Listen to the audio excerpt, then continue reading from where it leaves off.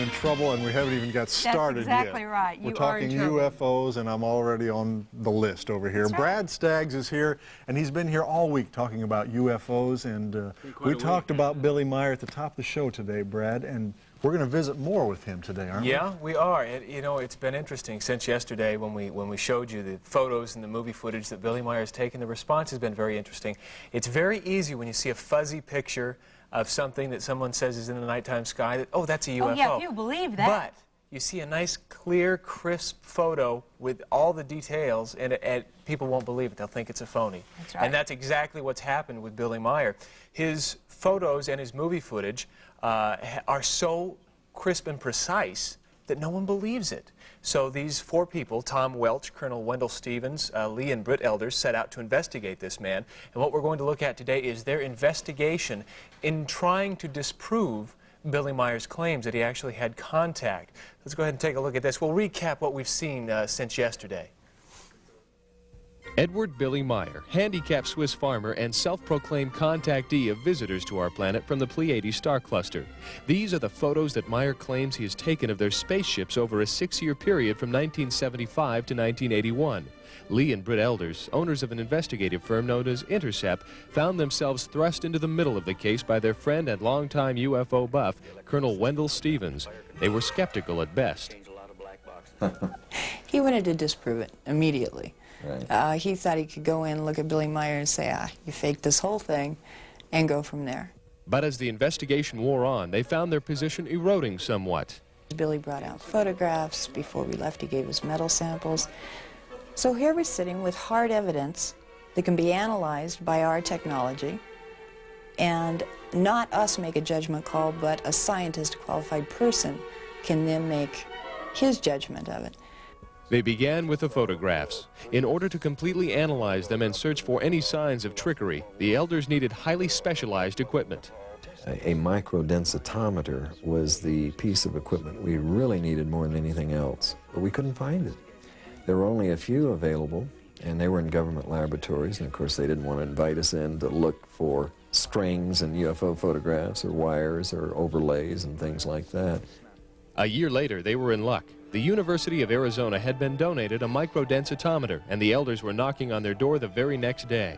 The university allowed them to use their equipment, but not their name. UFOs were still a taboo subject in the scientific community.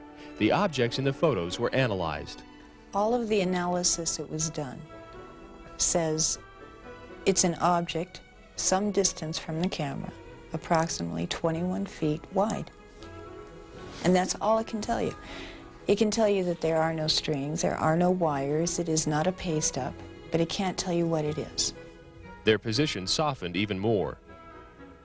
And it was no longer of, hey, this guy's hoaxing it.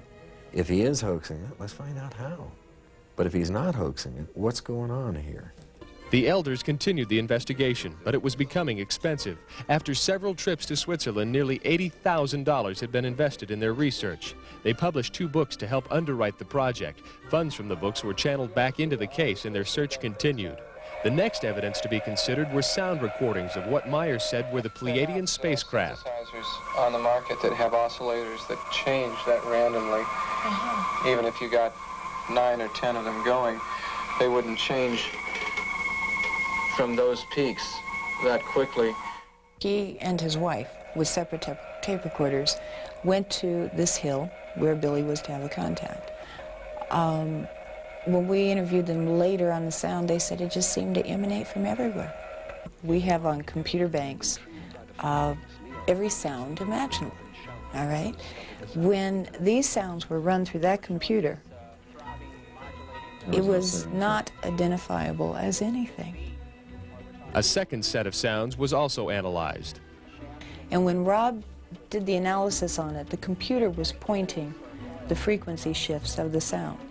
It created a sphere of spheres, which Rob, in looking at it, said the only thing he could understand it would be for would be propulsion, some form of propulsion system. This photo, taken by Meier, fit the scientist's description of the sound source. It was described by Meier as an unmanned drone ship about 7 feet in diameter. By any standards, this is a marvelous piece of work. For a one-armed man working alone, it is a miracle. The third piece of evidence Meier presented is by far the most intriguing. Metal samples that supposedly represented 4 stages in the construction of the Pleiadian spacecraft.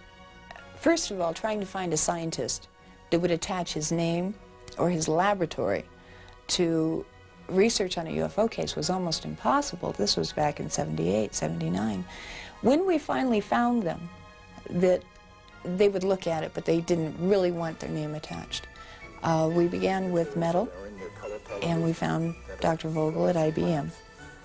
From a human interest standpoint, I said, fine, I'll see what I can do to investigate these specimens that were left by these contacts.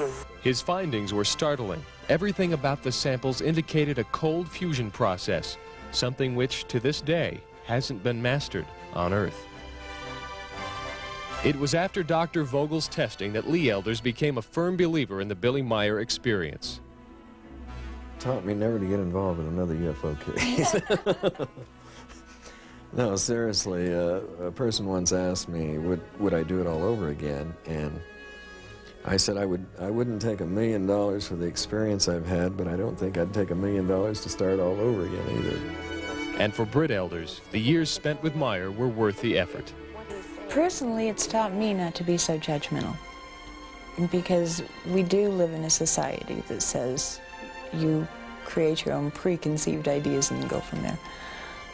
This, I think, has taught me that you can't have a preconceived idea of something, that you have to learn from and gain from every experience you have, and judge after the experience, not before. And I want to make the point, you saw them at one point holding up a stick with a ship attached to it. That was deliberately hoaxed so that they could analyze the photograph, and when it was analyzed, it came up as just that, a hoax. So that is why they performed that task, to have something to compare it with. I also want to make the point here, if you think you've seen something, if you'd like to see more of this type of thing, why don't you write us a letter? If you believe in this, if you don't believe in it, what do you think? Send it to us at the address at the end of the show, and we'll go ahead and we'll take care of that for you. We'd love to do more of this. I tell you what. Isn't that weird? It's real. It's bizarre. Yeah, they're out there. Dan's a believer. We know it. That's right. Thanks, Brad. Go for it, Billy. He's an alien in disguise. Yeah, we've known that too. Thanks for being here. We appreciate it. Stay right there, because coming up next is Go Scrivener. Don't miss it. Noonan, Georgia, that's the time of the day. The Coweta County Courthouse sits in the center of Noonan, dates back to the 1850s, and is on the National Register of Historic Places.